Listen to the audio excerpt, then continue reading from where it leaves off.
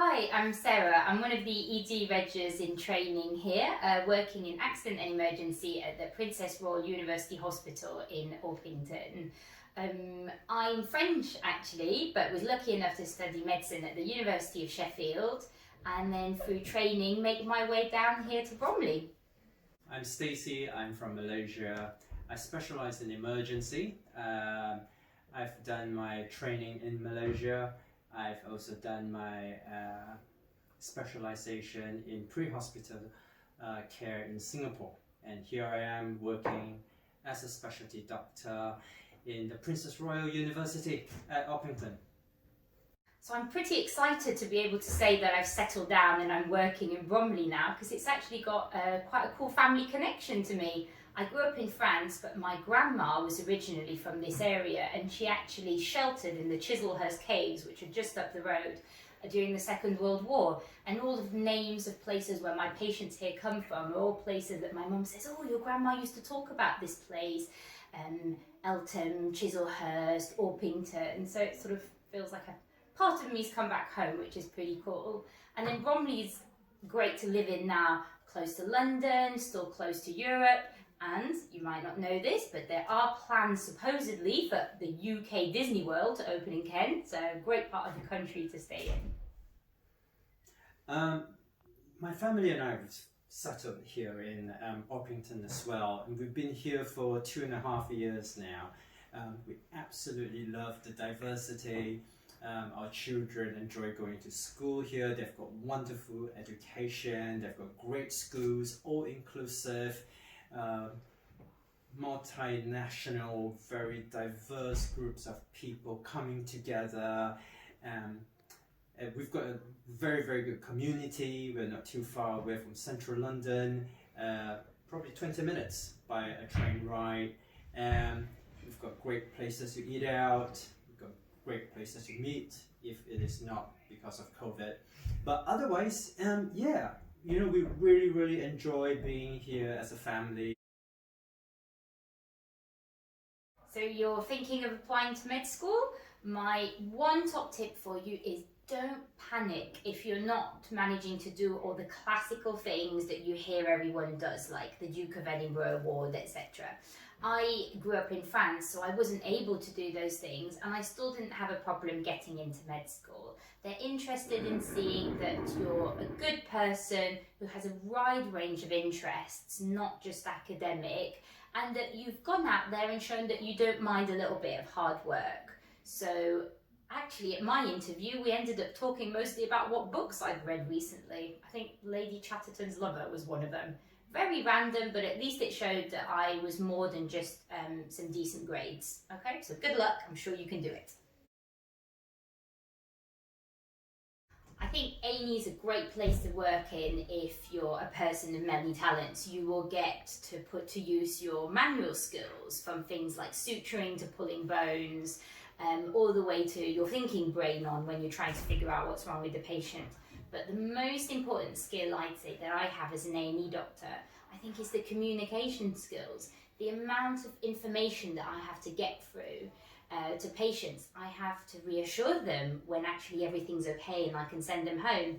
I have to get my colleagues in another specialty to agree with me about what I think's wrong and come and see my patient. Sometimes I have to do the sadder thing and break some bad news. And also I have to be there, part of my team, and cheer my colleagues up. So my ability to sort of communicate is probably my greatest skill in A&E. I absolutely love the teamwork that happens in emergency.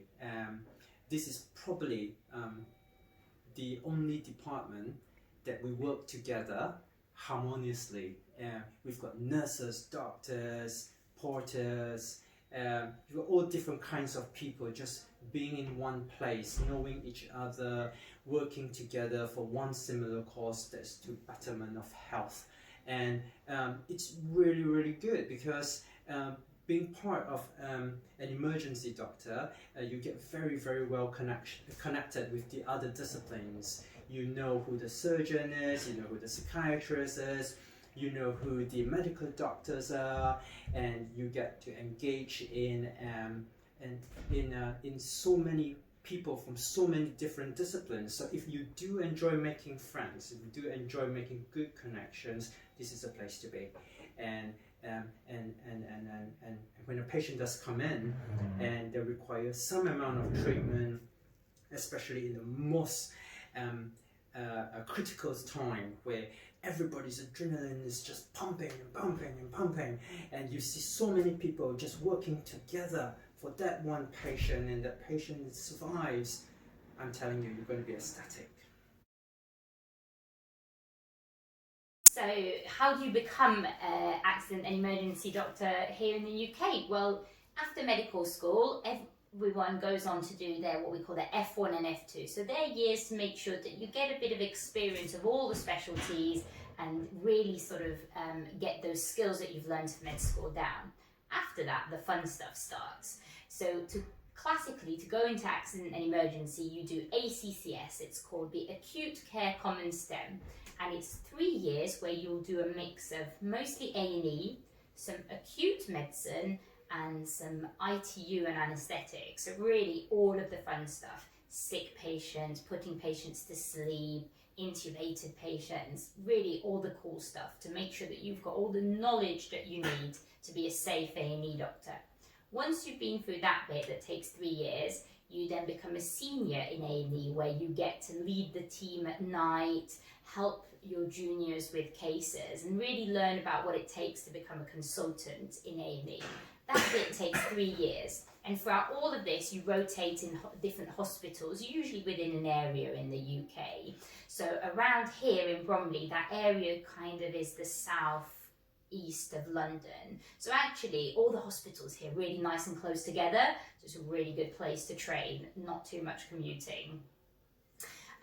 There's a few exams to go through throughout all of that, and you also have the opportunity to take some breaks, these things called out-of-program experiences. So you can go off and do pre-hospital medicine, which my colleague here has done a lot of, or toxicology, really cool stuff that means that you can actually tailor your training to what interests you. What I love about being an A&E doctor is that I get these quick wins, these things that make me feel good and make me go home and say to my husband, yeah, I did this today, or I managed to do that. And that can be anything from doing a good job closing a wound and the patient goes home happy, to figuring out a diagnosis correctly, or even just providing the reassurance to someone that we're taking their problem seriously and they're coming into hospital and we're going to sort it out. What's really exciting about working at A&E here, I can't explain it, but the range of population that we have, from people who are elderly but actually really healthy to people with lots of chronic conditions, we see such a mix of things. Problems with the liver, problems with the brain, sort of there's a racing track nearby, so we see people with some quite cool injuries. And so I get lots of these wins, lots of exciting things that happen, and I don't see the same thing over and over again. That's why I love working here. Working here is wonderful because you've got a whole group of different people that you can work with. They're very, very colorful, not only in the way how they act, it's also in the way how we converse, it's the way how we share our thoughts. All of us, we do enjoy our shift works here. We get to spend time with our families. We might be a bit tired, but at the end of the day, when we do go home, we can have a little bit more time with them. Very flexible. We get to bend sometimes some hours together with our colleagues. For example, if I have got problems, then there will be some flexibility for change. And I really enjoy that, especially when we don't have that pressure to keep on coming in and daily fixed time. But then again, yeah, it's a very, very good and conducive working environment. The thing that keeps me going in A&E is the variety, and part of that comes in how my role changes with the different shifts. So in a week, I'm part-time at the moment, so I'll do 3 to 4 shifts in a week, and that can be a mix of days, so about 8 till 4, 8 till 5, what we call twilights, where I come in mid-afternoon, 2 or 3 o'clock until midnight, or night shifts, which are lovely because I only have to come in at 11:30 in the evening and stay till 8:30 in the morning. And I get to do something slightly different in each of those. In the day shifts, there's loads of the consultants that are on, so they're a chance for me to continue some of my learning as well, to see cases, get watched by them, get things signed off, to prove that I'm developing and learning. Our twilight shifts can sometimes be the busiest times of day, so that's where we're helping the consultants. Some of the more junior A&E doctors will come to us with more difficult cases. I'll get to go and review patients, take the ultrasound machine with me to go and double check something, because I've gained those skills throughout my times in A&E. And it's usually the bit where it's pretty fast paced. We can get quite a lot of sick people come in at the same time. And so there's a lot of sort of organisation work and excitement going on. The night shifts is where I get to be in charge. So I've kind of got the role that the consultant has in the daytime. I need to know what's going on in the different areas. I need to know who the patients are that the juniors on my team are seeing. I need to make sure that we're getting the right specialty doctors to come and review them, and that they can get out of A&E into hospital beds. And sometimes pretty exciting, sometimes can be pretty scary. The really sick patients come in the middle of the night, and that's where you get to really put in all of the cool skills that you learn as a doctor in place. I'm an A&E doctor mostly because I like to fix things. I like to make things better for everyone. And the hardest bit about this job is sometimes I just can't do that. I might not have the resources. My patient may have to wait 4 hours before they get to see me. Or it might genuinely be a bit of a mystery. I don't know the answer, or I can't provide them with the solution that they'd like. And that can be a little bit difficult, but that's the bit where A&E really comes in its own. I'm not alone. I've got a whole team to sort of brainstorm the ideas with. Sometimes, we have to pretend we're Bear Grylls and come up with literally a made-up solution to think of, what else can I do for this patient? What solutions can we come up with? And that's where sort of the excitement really comes in. There are days that you can be very, very tired here working in emergency. You come to work and there'll be people who are absent because of sicknesses and all various kind of reasons. You might be lacking in your equipment.